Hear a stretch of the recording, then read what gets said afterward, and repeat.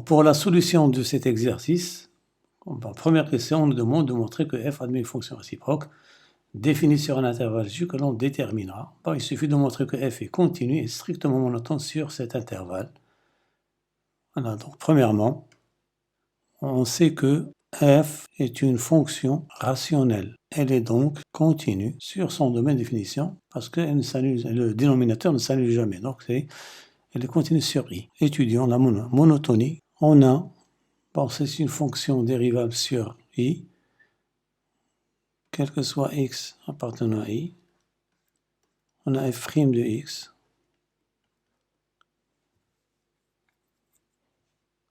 C'est 2 facteurs de x sur x carré plus 1 prime qui est égal 2.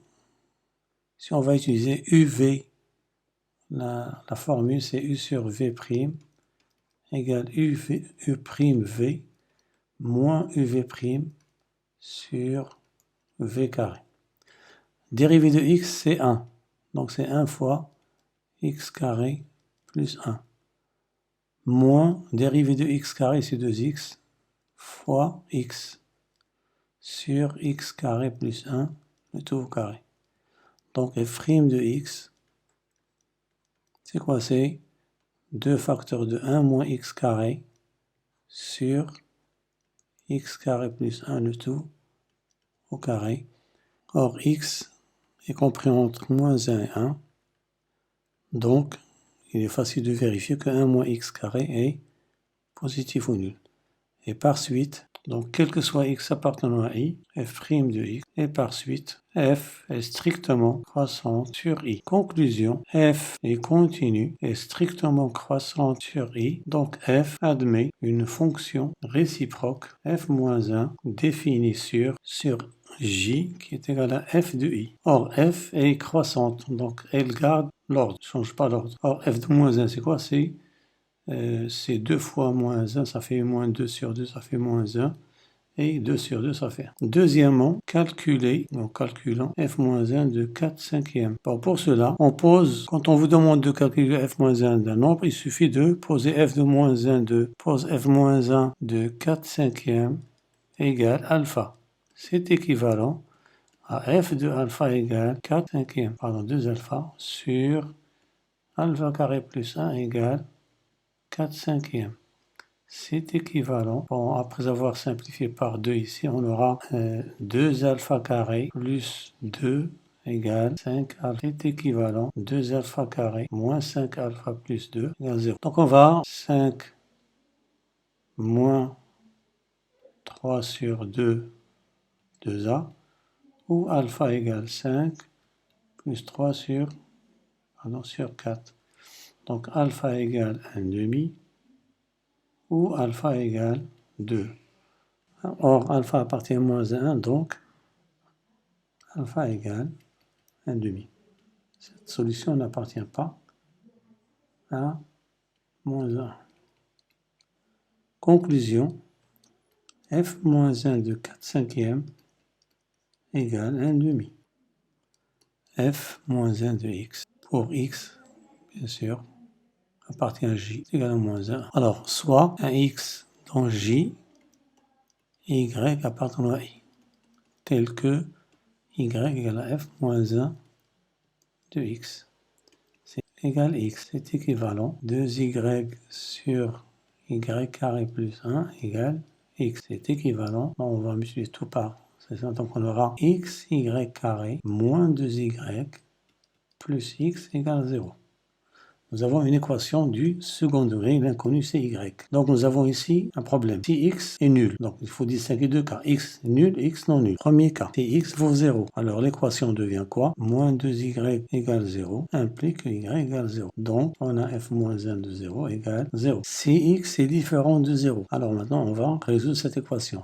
On a delta prime, on va prendre le discriminant réduit, c'est b prime carré moins AC, moins 1 au carré, moins A fois C, ça fait moins X fois X, moins X carré, donc ça fait 1 moins carré. Donc les solutions sont Y égale moins B prime, moins racine de delta prime sur A, sont les solutions réduites, où y égale moins b' plus racine de delta prime sur a. Donc y moins b', c'est combien ça fait? Ça fait 1 moins racine de delta, c'était 1 moins x carré sur a.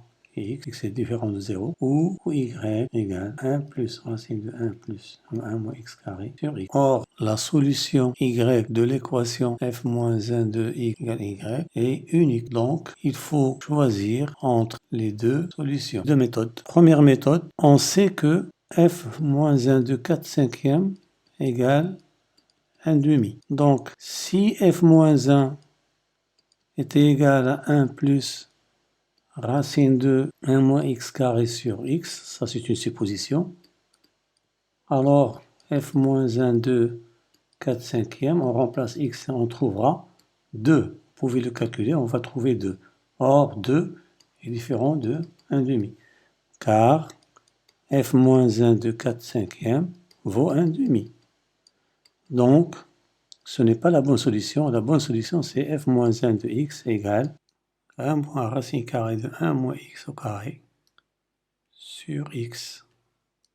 Si x est différent bien sûr de 0, et f moins 1 de 0 égale 0.